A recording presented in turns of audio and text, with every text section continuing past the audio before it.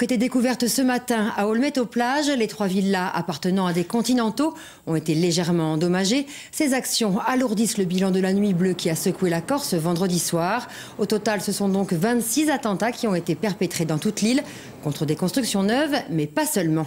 Pauline Lavoie, Daniel Bansard. Des braises encore fumantes. Cette maison du XVIe siècle du Cap Corse, les beaux-parents de Pierre-Louis Colonna d'Estria l'ont achetée en 1971. C'était une ruine, ils l'ont restaurée, mais depuis vendredi soir, c'est à nouveau un tas de pierres. J'ai 30 ans de souvenirs dans cette maison. Mes racines remontent au IXe siècle, ici en Corse. Ma mère a joué dans cette maison. Elle repose à 1 kilomètre à vol d'oiseau d'ici. Alors que ceux qui ont détruit cette maison viennent se justifier au grand jour. Moins de 2 jours après cette nuit bleue qui a secoué l'île, les sentiments divergent. Parmi eux, l'incompréhension. Dans certaines situations, comme ici à Cisco, difficile pour les relais de l'État d'imaginer que la spéculation financière était seule visée. Ce n'est pas uniquement des maisons récentes, des maisons plus anciennes. Des familles qui se trouvent d'un seul coup avec toutes leurs économies balayées par des actions qui sont tout à fait condamnables. Alors évidemment, je condamne tout ça avec la plus grande fermeté. C'est inqualifiable ce qui s'est passé. Ferme condamnation aussi au plus haut niveau politique de l'île. Dans une situation où il faut armer un certain type de développement économique de la Corse à travers un PADUC nouveau, écoutez, le moins que l'on puisse dire, c'est que on ne peut pas considérer que ce soit des bonnes choses, parce que ça ne sert à rien.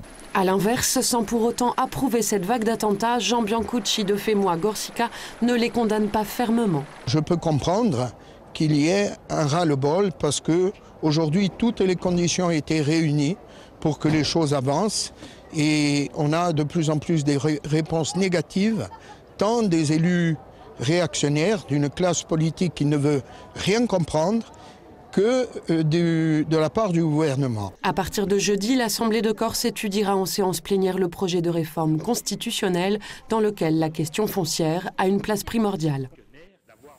J'ajoute que des inscriptions ont été découvertes sur plusieurs façades de l'île Rousse. Aujourd'hui, on peut lire notamment IFF, Ifrangesivora et FLNC-UC pour Union des combattants. On ignore pour l'instant s'il s'agit de revendications. Ce matin, Manuel Valls était l'invité du grand rendez-vous d'Europe 1 iTélé. Il a bien sûr été question de la Corse. Le ministre de l'Intérieur a appelé la classe politique insulaire à condamner de façon plus claire les attentats. Je vous propose d'écouter Manuel Valls. Il y a sans doute une forme de racisme dans les attentats de hier soir.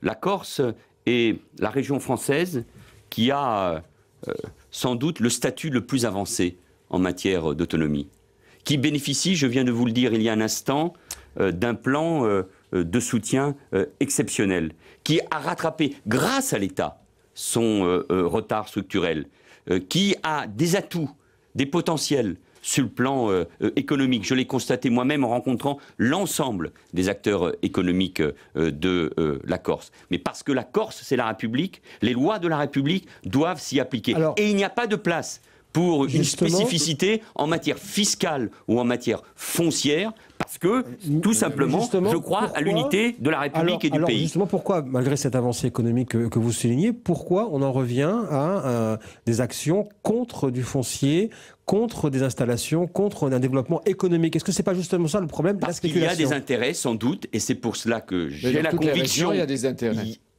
Parce que j'ai la conviction qu'entre le grand banditisme et ceux qui plastiquent, il y a évidemment des liens.